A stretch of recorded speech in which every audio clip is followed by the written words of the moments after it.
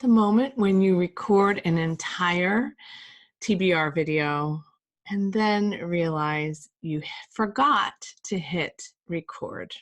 Hi readers, welcome back to my channel. I'm Lori, and today I'm going to do take 2 of my March TBR because take 1 didn't record. Yeah, okay, so let's get started. So this will be an easy first finish, The Turn of the Screw. I have just a couple chapters left to go, so it was on my February TBR, but I'm gonna finish it for sure in March. I'll be glad to finish it. It's been lovely and a listening challenge, but listening is better for me than reading, so there you go. In the month of March, this beast is going to be reread. Diana Gabaldon's Voyager, book 3 in the series of Jamie and Claire.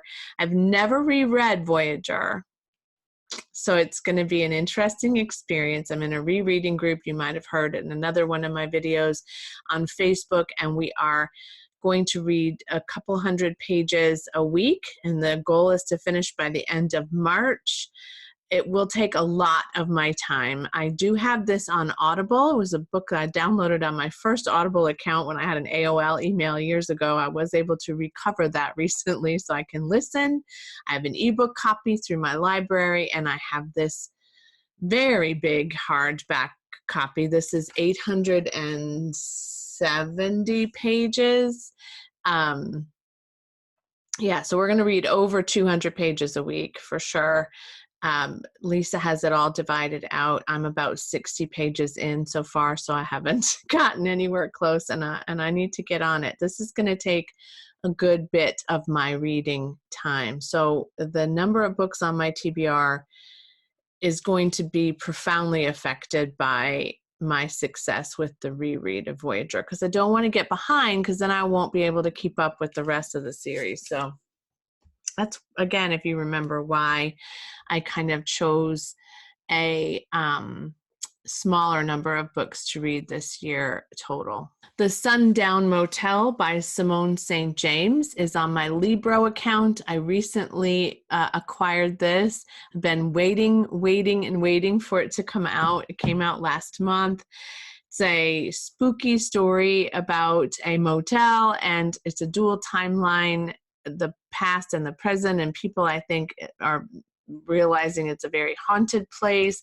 I don't want to know too much about it. I've heard great buzz. People love it. I loved her first novel, The Broken Girls. So again, I've been eagerly anticipating this release in 2020, and I now have it. And so I have actually just listened to the first chapter this morning. So we'll see how that goes, but so far I really like it. The Light After the War by Anita Abriel is an advanced reader's copy. I know it's hard to see, that I acquired from NetGalley a couple of months ago. It's already come out. It came out, I think, in January, and I got it. I got a proof for it right before it was released. But I do want to try to get to this month. It's a historical fiction about 2 young girls who are put on a train to go to Auschwitz.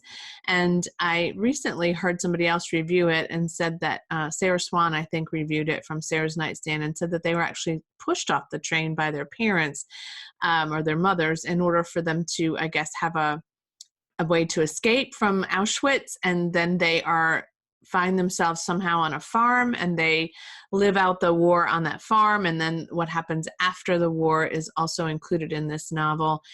I think people really are enjoying this novel. I love the cover, and of course, historical fiction, World War II. I was delighted when I was approved for that. Sad that I'm a little behind in getting to it, but not horrible. And then if you watched my March 2019 book haul, I chose Where the Forest Meets the Stars to read in the month of March. So this will be a priority. Glendy Vanderaa wrote this, and it's a novel about a woman in Illinois, kind of lives in the country, and a child shows up one day looking a little rugged and lost, and the child says that she's been sent to the earth to witness 5 miracles, or maybe to make 5 miracles happen. something like that. And of course, the woman doesn't believe her, and her neighbor kind of get involved in trying to see what they can do to support the girl and maybe get her back to her people. I don't know, but it sounds fantastic, fantasy. Sweet, sweet read, I think, and I'd like to finish that this month as well. In February, I picked up a book that has been really enjoyed by many people, Blue Monday by Nikki French. Nikki French is a combination husband and wife, two authors, and this is a murder mystery. It's the first in the Frida Klein series. It's about a boy named Matthew who's abducted, and there's quite a national push to find him. And then meanwhile, one of Frida's patients, Frida is a psychotherapist, one of her patients starts having dreams about the boy. This is really apparently compelling. It's set in London, so sign me up. Murder mystery, set in London, fast read. April from Getting Higgy With It loves this author. I think she's read all of them now. Said she devoured them. Nikki Strickney, who actually commented on my YouTube channel the other day, said she loved it so much she went and bought all the others. So I'm going to start with Blue Monday, see how I feel about it, but I'm happy to start this. And I love that cover. I love that cover. A nice London scenic cover. Perfect. The Billionaire's Vinegar was the book that I decided to save in my to read or not to read video this month or last month. The next book purge that I went through. This one is maybe not going to get read in March, but I pulled it for the stack. It's a nonfiction. I think it would be fun. My interest in it is rekindled, but going back through those books on my shelf, I got really excited about it again. I had forgotten totally what it was about, and it just got lost in the shelving. Benjamin Wallace wrote this. It's about the 1787 Chateau Lafite Bordeaux that was supposedly owned by Thomas Jefferson, and what happened to it over the years and how it sold at auction, and is it really, authentic? And I guess there's some buzz about the book, whether the book is authentic, I guess, or I don't know. I'm not going to read any more about the writer and the book until I read the book, but I'm going to put it on the nightstand, and if I get to it, great, and if I don't get to it, I'll just keep on plugging until I do. But it really does interest me, and I think I'm going to pass it along to my son after I finish this one. So that'll be my only nonfiction read on the list this month. I had a couple of nonfiction books last month, one of them anyway, that I was thinking about reading, and I haven't been in the mood for business books lately. I have a lot of them and I need to read some of them, but I just kind of haven't been finding that to be easy, but I am interested in this one. And last but not least, I know it's a lot, I need to read Teaming by Amy Edmondson. I need to at least start it and get a good ways in. I think our book club for the work that I do with the people on my team, I think we're going to read this in March for a book club start in April, but I'm not sure yet. So we're kind of still playing with that. And we might choose another book. So my teammate and I, who are heading up this book club, are going to meet this week and really kind of get that sorted. So we'll kind of see how that goes, but I'm going to put a placeholder for it in the event that that's the book that we choose, and then I have to get it done. I can listen to that too.